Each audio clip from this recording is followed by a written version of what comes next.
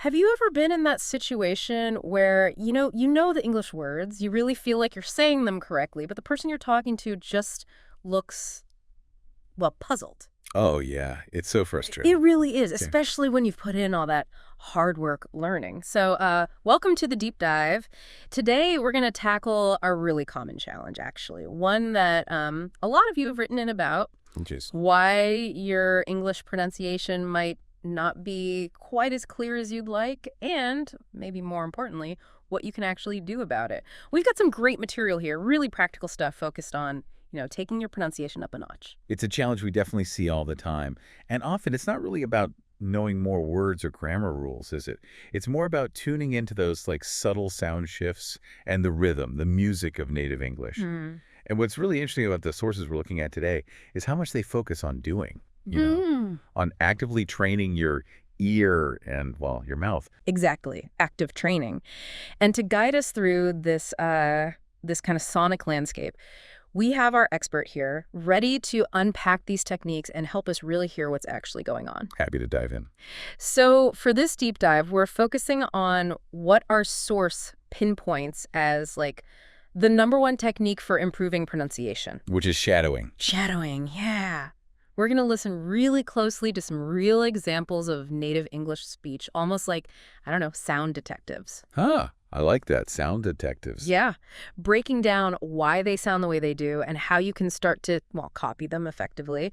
We'll be paying special attention to those little pronunciation hurdles, the things that often trip learners up, the little things that can make a huge difference in clarity. It really makes you wonder, doesn't it? Like, what does it actually mean to make your voice a shadow of someone else's? It's definitely not just about echoing the words back. It's more about capturing the whole sonic fingerprint, the ups and downs of intonation, the pauses, even those tiny, almost impossible to hear, changes in how sounds are actually made. Absolutely. So by the end of our deep dive today, the idea is that you'll have some really concrete things to listen for in everyday English. Those tiny sonic details that, well, once you become aware of them, can make a world of difference in how clearly people understand you. Okay, let's do it. Okay, let's jump right in. So our source material gets straight to the point, introducing this idea of shadowing. Could you maybe give us a bit more insight into what this technique actually involves? Sure. So at its core, shadowing is really about active imitation. Yep. You listen to someone speaking in, well, in this case, English, your target language, and you immediately try to copy them, like right after they say it. Immediately, like simultaneously. Ideally, yeah. Or with a very slight delay. But it's not just repeating the words. That's the key thing. It's about mimicking their pronunciation, the rhythm, where they put the stress, even the little pauses they make. Oh, And what's really fascinating here, I think, is the active engagement it demands.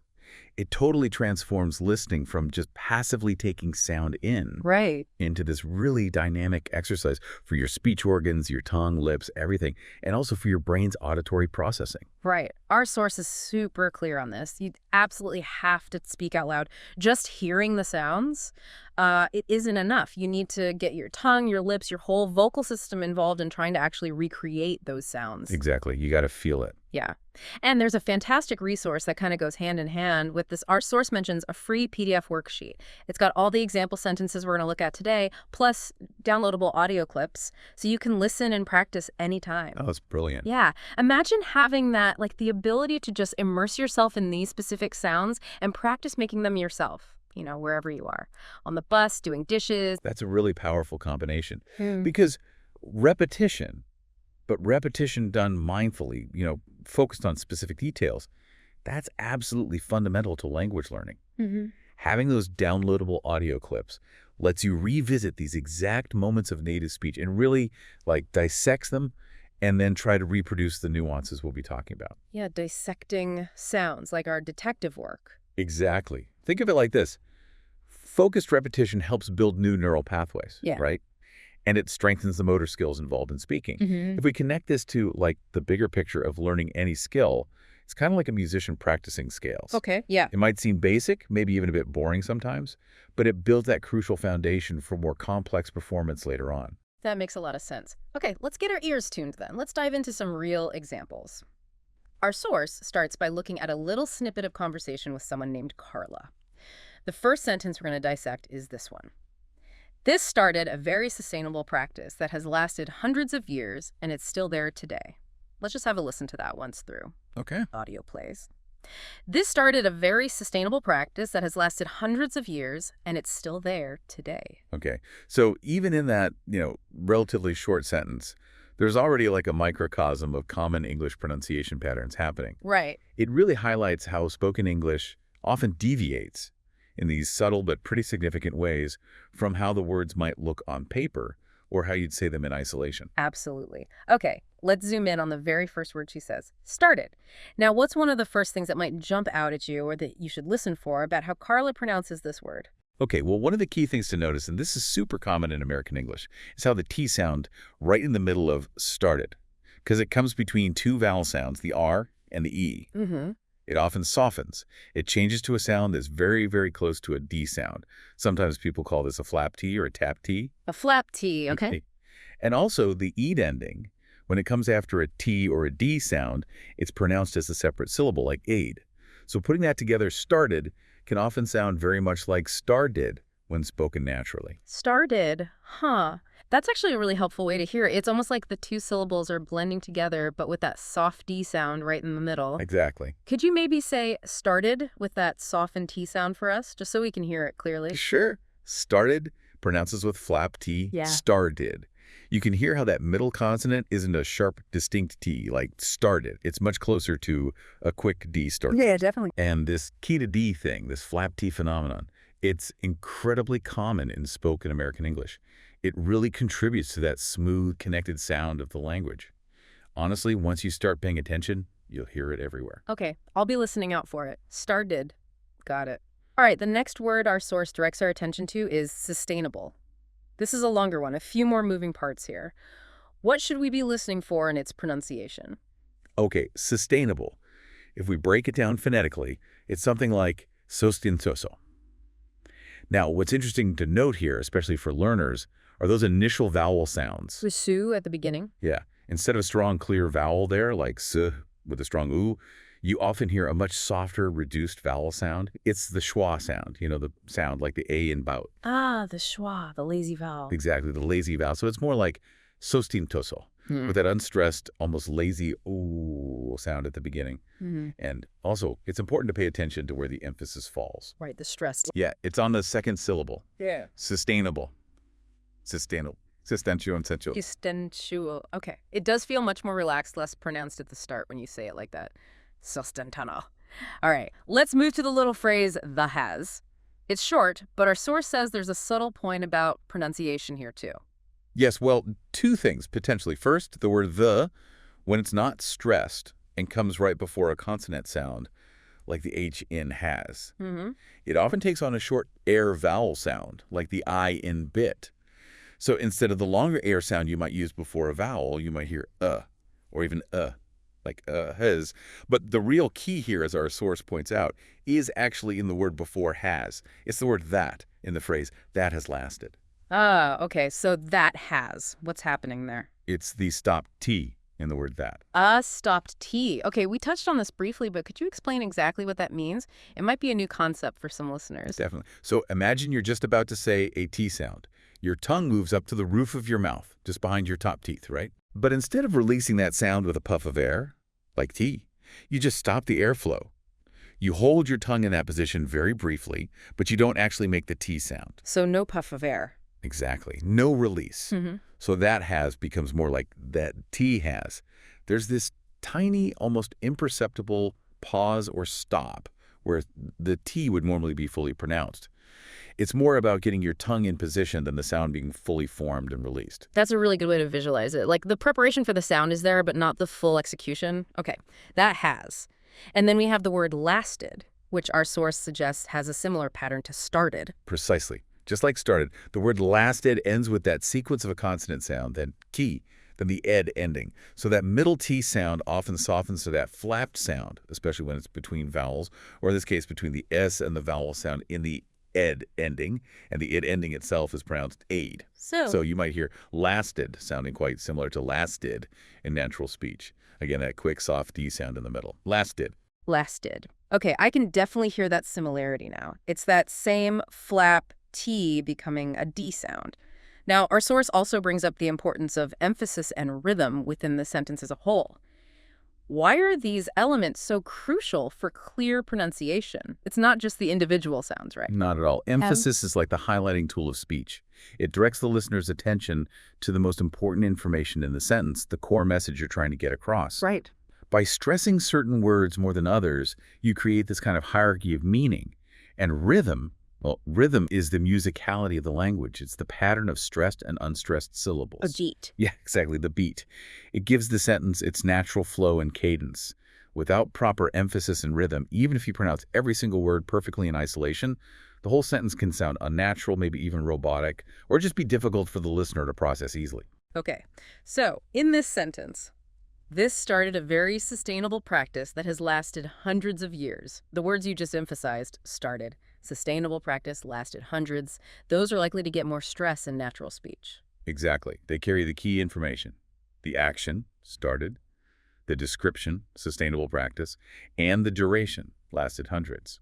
Stressing them guides the listener to what's important. So it's not just about getting each sound right, but also understanding the melody, the highlighting within the sentence. Okay, let's listen to Carla say that original sentence one more time. This time, let's really focus on those softened tie sounds turning into deads in started and lasted, that little schwa at the beginning of sustainable, that stopped in, that has, and the overall emphasis and rhythm. Okay, listening again. Audio plays. This started a very sustainable practice that has lasted hundreds of years, and it's still there today. All right. So now that we've kind of broken it down, what stands out to you when you hear the whole thing again? You know, I can definitely pick out those softer D sounds in started and lasted much more clearly now. Started, lasted. And that almost silent T in that it really is like a little hitch, a little stop in the flow. And the rhythm also feels more apparent. Those emphasized words really do seem to carry the weight of the sentence, making it easier to follow. Okay, that was really insightful. Let's move on to a second set of sentences from Carla. Here, the phrasal verb come from is featured. But you'll see all different colors, and all those different colors come from different mineral compositions coming from the different regions. Okay, this set is great because the repetition of the word different gives us a really good chance to focus in on the pronunciation of that specific word. It can actually be kind of tricky for learners sometimes. Absolutely. Our source definitely hones in on different. So what are the key elements we should be paying attention to when we hear and, importantly, try to say this word? Okay, first thing, make sure you get a clear F sound in that first syllable. D-I-F. It's crucial to have that contact, top teeth gently touching the bottom lip, to produce that friction sound, F. Right. Then, pay close attention to the final consonant sound, that T at the end. In American English, especially when the next word starts with a consonant sound, like colors in the first instance. Or maybe if there's a slight pause after it, that final T very often becomes a stop T. Ah, the stop T again. Yep, just like we discussed with that. So, you might hear deftoratete. The tongue goes up into the top position, but the air isn't fully released. It's held back. Stops play. Rest. It's a really subtle holding back of the sound, isn't it? It's not a crisp, fully popped t sound. Exactly. It's much softer, almost just a stop. And our source even suggests practicing saying different repeatedly, just to really get the feel for this stopped T. Yeah, that kind of focused, repetitive practice can be incredibly helpful. It helps your articulators, your tongue, your lips, all those bits, develop the muscle memory for these subtle movements and these non-releases of sound. Saying it over and over. Si soy sem li se siren, say afraid. Muscle memory for the mouth. Now, what about the phrasal verb itself, come from? Is there anything particular we should be listening for in how it's pronounced within these sentences? Well, in isolation, come from is pretty straightforward pronunciation-wise, but in connected speech, the stress and the intonation patterns can shift around depending on the surrounding words and the overall meaning the speaker wants to convey. Okay. In these sentences, notice how come from just sort of flows within the larger context. The emphasis, again, tends to fall on the words that give you the specific information. So in this case, it's the things after different, the colors, the mineral compositions, and the regions. Those are the things that are different, and they're the source of that difference, so they get the stress. The phrase come from itself is less emphasized. That makes perfect sense. The words giving the specific details get the emphasis. Okay, let's listen to these sentences again. This time, let's really focus our ears on the pronunciation of different, that F, and the stop T, how come from, sounds just flowing in context and where that natural emphasis falls. listening again. Audio plays. But you'll see all different colors, and all those different colors come from different mineral compositions coming from the different regions. All right. What did you observe this time around? Did anything new jump out at you? The faux sound in different was definitely quite pronounced, yeah. And I could much more easily hear that stop to at the end now that I was listening for it. Fell and frem. And the way the emphasis landed clearly on colors, mineral compositions, and regions really did help clarify the meaning and the flow of the sentences. It guides your ear. Exactly. It tells you what information is new or important. Okay, the third set of sentences with Carla introduces the expression to be all about. Here it is. Oh, our whole family is, they're all about the salts and they send us pictures. I'm at this grocery store, here it is. Or I'm in this country, here it is. So it's fun, cool. Oh, our whole family is, they're all about the salts. And oh, our whole family is, they're all about the salts. Okay, this example is really rich with common features of everyday spoken English. Things like reductions and contractions that can sometimes really puzzle learners if they're only used to the full forms. Right. Let's start with that first bit. Our whole family is. What often happens to the pronunciation of R in this kind of context? Well, in faster, more casual speech, the O sound in our, which can be pronounced esternaire with two distinct parts, Mm-hmm. is very often reduced down to just a simple des sound, almost like you're just saying the letter R, but drawing it out slightly. It's a much less deliberate and more streamlined pronunciation. So does whole family is. Exactly. And the word is, at the very end of that phrase, often takes on a clear Z sound, especially as it links smoothly from the I sound at the end of family. So family-s. Whole family's S. Yeah, it definitely creates a smoother connection between the words than saying a, her, whole family like us. Much smoother. Now, moving on to the next part. They're all about the salt. There are a few things our source highlights here, starting with the contraction there. How is that often pronounced? Okay, so there is, of course, the contraction of they are. Now, while the clearer sort of dictionary pronunciation is a her, in rapid informal conversation, it's extremely common to hear it reduced right down to airs. Air. Yeah, airs. A sound that's practically identical to how we usually pronounce there, meaning the place, or there, the possessive. Wow, okay, so air, all about the salt. I can definitely hear that reduction. It's much faster. Now, our source points out a recurring phenomenon again. The final T sound in both about and salt. Yes, we meet our familiar friend, the stop T, once again. He keeps showing up. He does. In about, it's transput.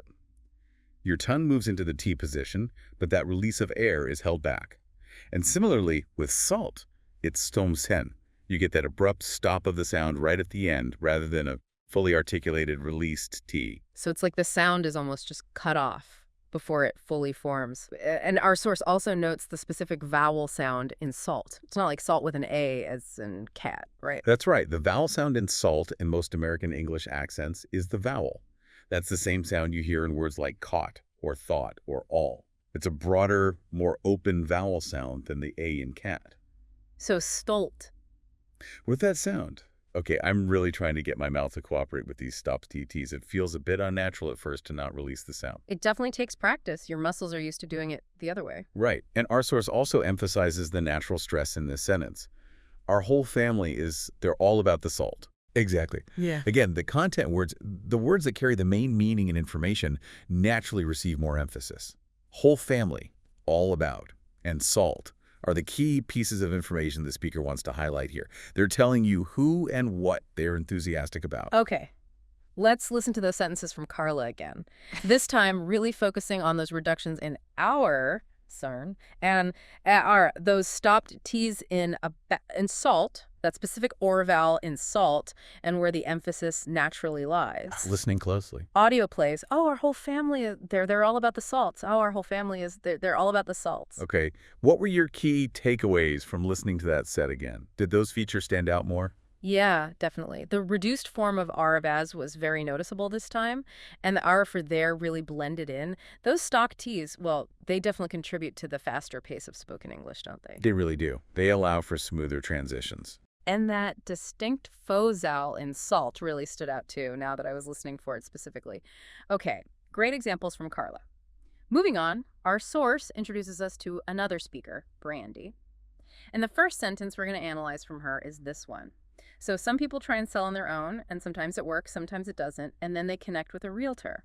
All right, Brandy, This sentence provides some really excellent examples of how words can be reduced or linked together in the flow of everyday conversation, often in ways that, aren't immediately obvious just from looking at the written form. Okay, the first word our source highlights is people. What's interesting about its pronunciation in this context? Anything unusual?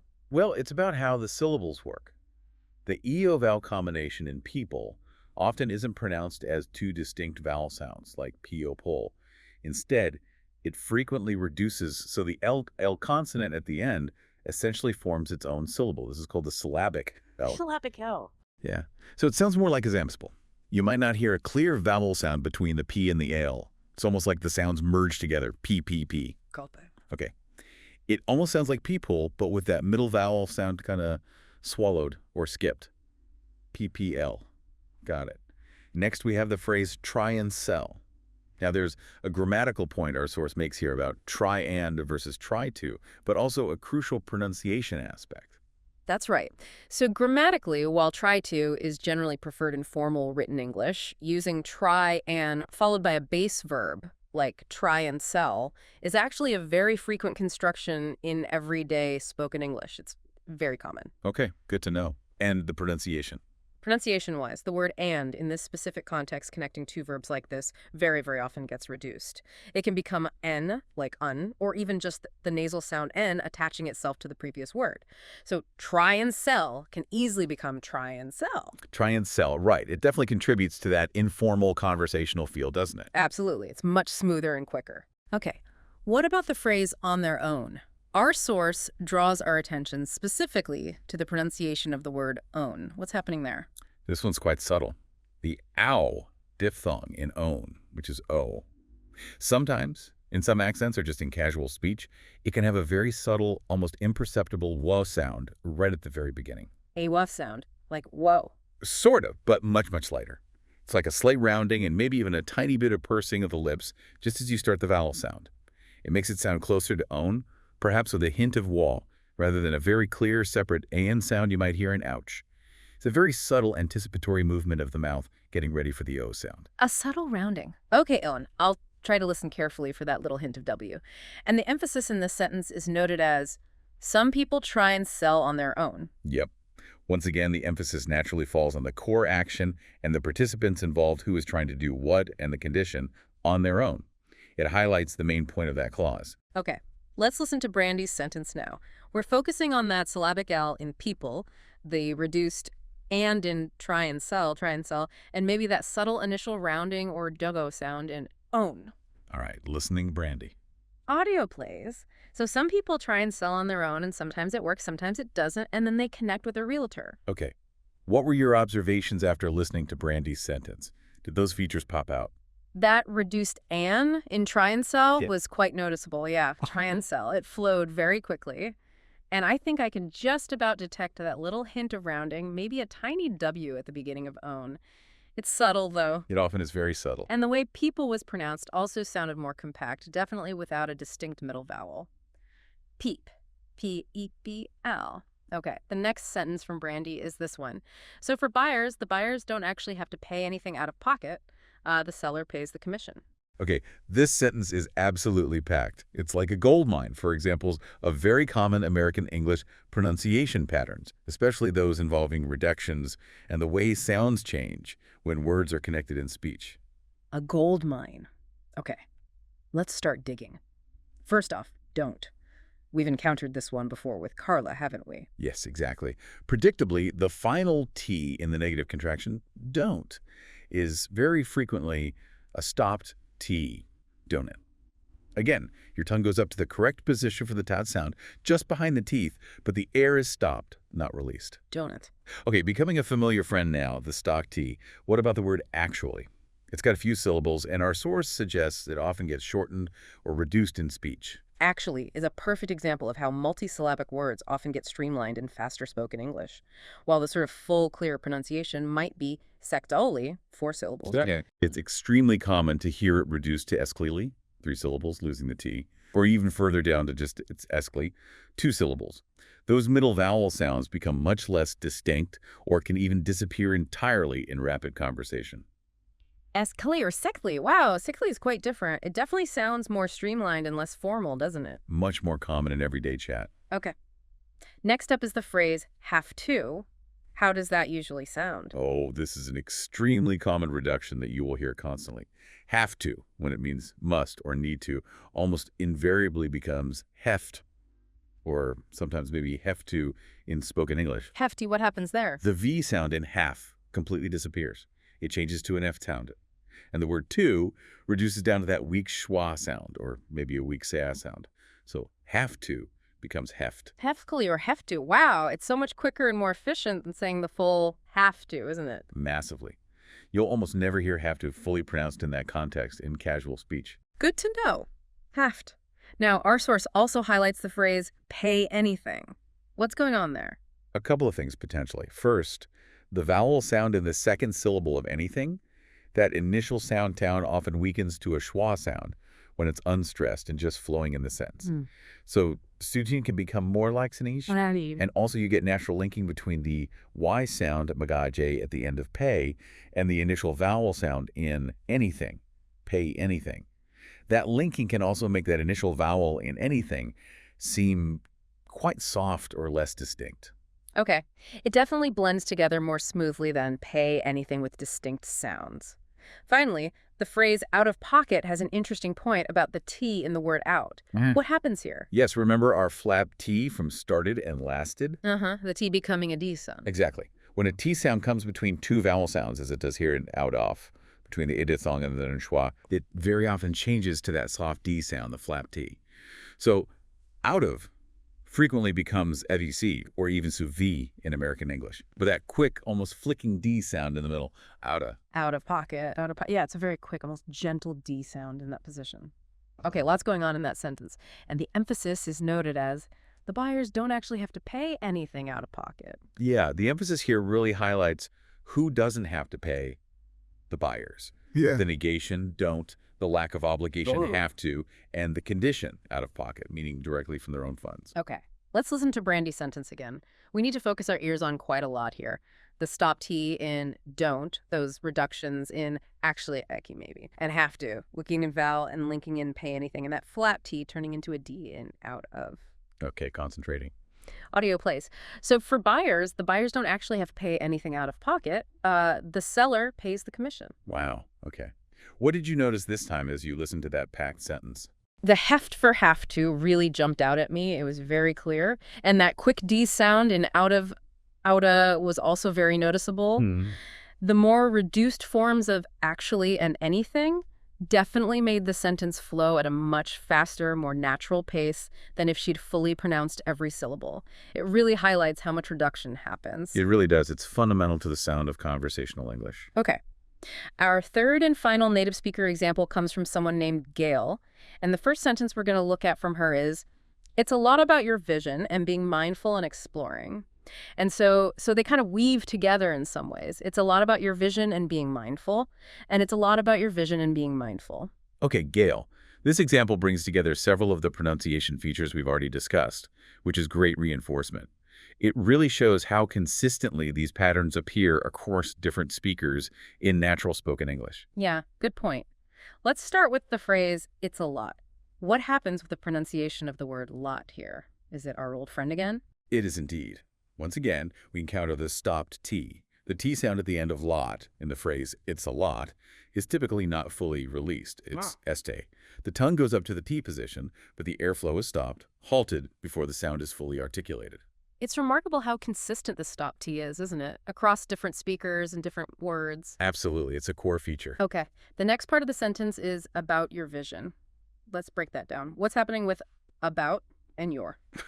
Well, predictably, perhaps, the ton sound at the end of about also tends to be a stop T in connected speech. Okay, another one. And the possessive pronoun your, just like we saw with our earlier, is very commonly reduced in spoken English, especially when it's not the main focus of the sentence and it comes right before another content word like vision. Yeah. So your often becomes gr. Gr. So venbo gr. It definitely sounds much smoother and less emphatic than saying a fully pronounced about your vision. Much more natural flow, yeah. Much more natural flow, yeah. Huh. And then we have the key noun in this phrase, vision. Our source highlights a few things about this word. Yeah, vision has a few phonetic elements worth paying attention to. First, the initial V sound. Make sure there's a clear vibration happening between your top teeth and your bottom lip. It's a voiced sound, V, not voiceless F. Right, gotta feel the buzz. V. Exactly. Then the vowel in the first syllable is a short S sound, the same sound as in the word bit or sit, V. And the ending is the braz sound. That is the sound in the middle of measure or pleasure, and it's also voiced. So the full pronunciation is telo. Kayla V. That initial vibration in the V is an important distinction from F, and that ending is quite characteristic. Okay. The emphasis in this sentence is noted as it's a lot about your vision. Right, the stress here emphasizes whatever it refers to from the previous context in the conversation is primarily concerned with. The core subject is the vision. Makes sense. Okay, let's listen to Gail's sentence again. Let's pay particular attention to those stopped T's in lot and about that reduce your jer and the full pronunciation of vision, especially that initial vibrating V and the final nan sound.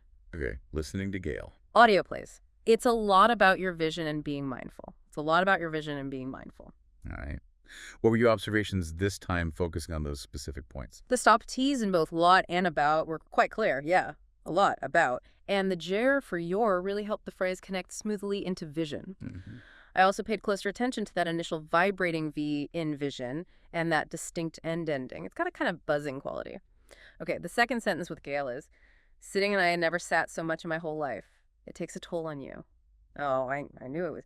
It takes a toll on you. It takes a toll on you. Okay, this example features the common idiom, it takes a toll, which demonstrates some interesting linking between words, specifically between it and takes. Right. Let's focus on it takes.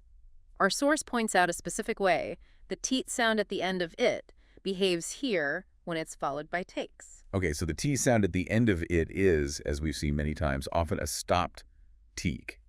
However, because the very next word takes also begins with a teat sound, what happens is the two sounds essentially merge, or rather the first one isn't fully completed before the second one starts. So you don't say et then teat. No, you don't need to produce two separate distinct sounds right next to each other like that. It becomes more like teaks.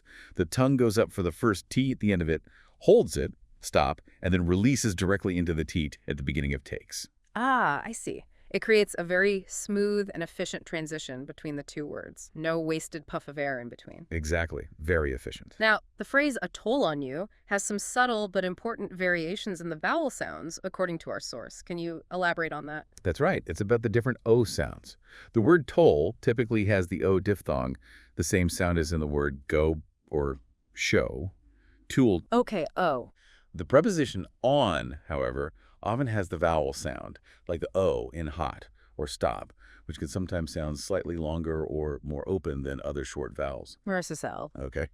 And then the pronoun you at the end has the long ushi sound, often made with slightly rounded or puckered lips. So putting it together, you might hear something like sodal CGs with these subtle but distinct shifts in the quality of those O or O vowels. Wow. It's fascinating how these small vowel variations contribute to the natural flow and the specific sound of the language. They're not all just the same sound. Not at all. Those nuances matter. Okay, let's listen to Gail say, it takes a toll on you again. Let's really focus on that linking, that merged sound between it and takes, and those subtle differences in the vowel sounds. O in toll in on, and you in you. Listening for the link in the vowels. The audio plays. It takes a toll on you. It takes a toll on you. Okay. What did you observe about the connection between it and takes and those different vowel sounds this time around? The way it and takes just seemed to blend together, that pick sound, was very noticeable. It was really smooth. And while they are quite subtle, I think I could definitely hear the slight differences in those vowel sounds. The O in toll seemed different from the un, toll, on. Good, good. Developing that ear for subtle vowel differences is really key. Okay, the final sentence from Gail that our source analyzes is this one. You think about all this negativity and don't realize, like, that has a lot of implications down the road. So that has a lot of implications down the road. That has a lot of implications down the road.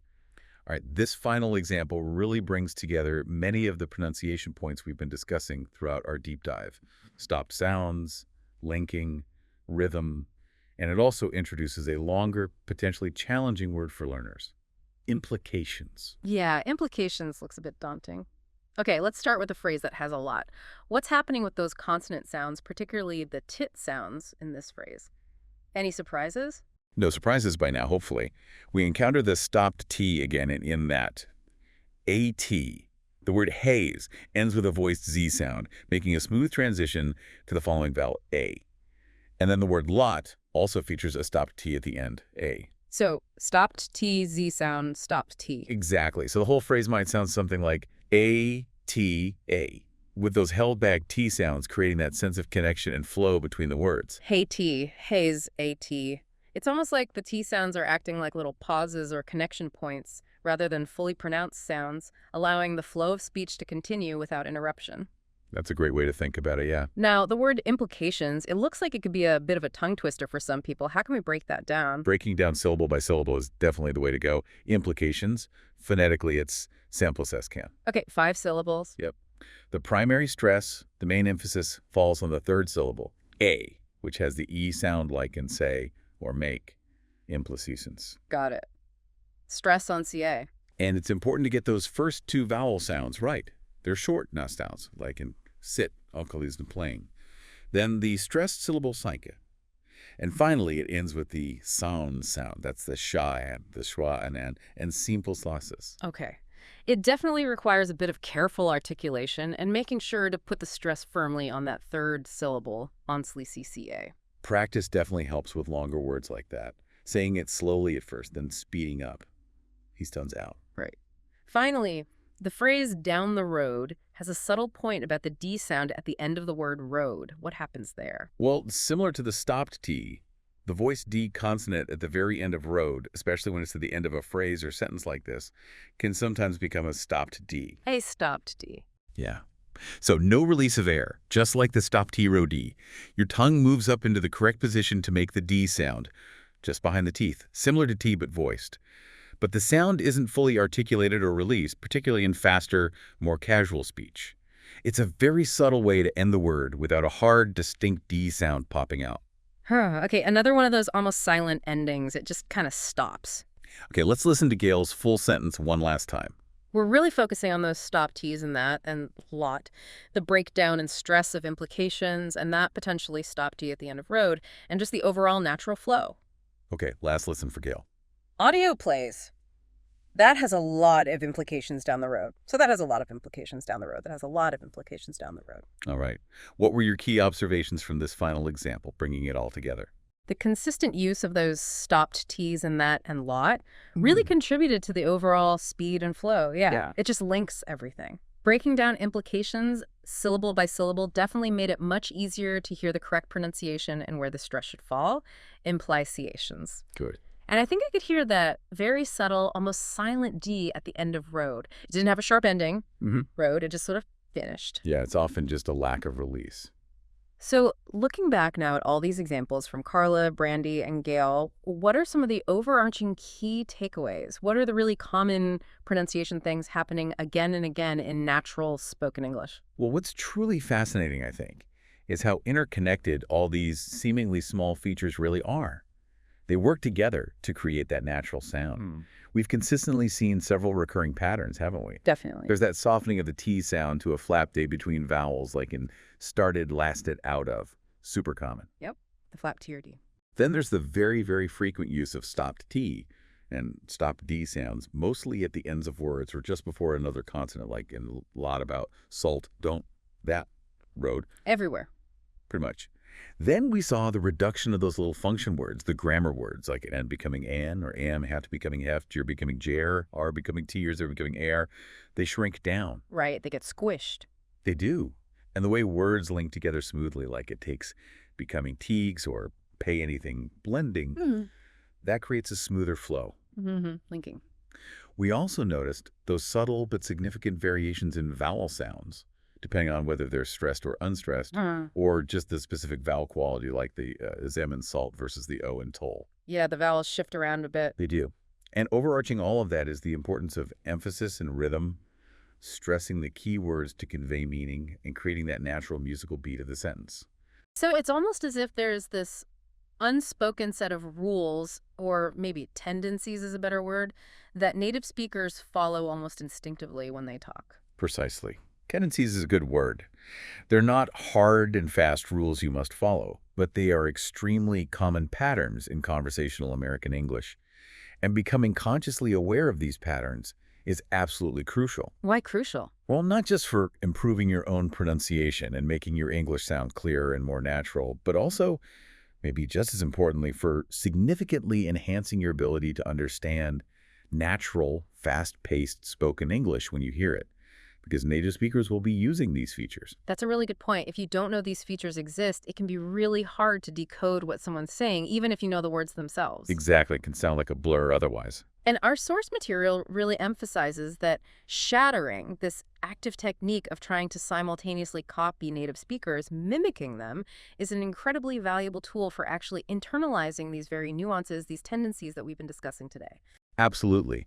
By actively engaging your own vocal apparatus, your tongue, lips, jaw, and diligently trying to replicate not just the words, but the sounds, the intonation, the rhythm, you're essentially training your vocal cords and your auditory perception to first recognize and then reproduce these subtle but really impactful shifts in pronunciation. So you're training your mouth and your ears at the same time. Exactly. It's a very direct and I think very effective way to improve.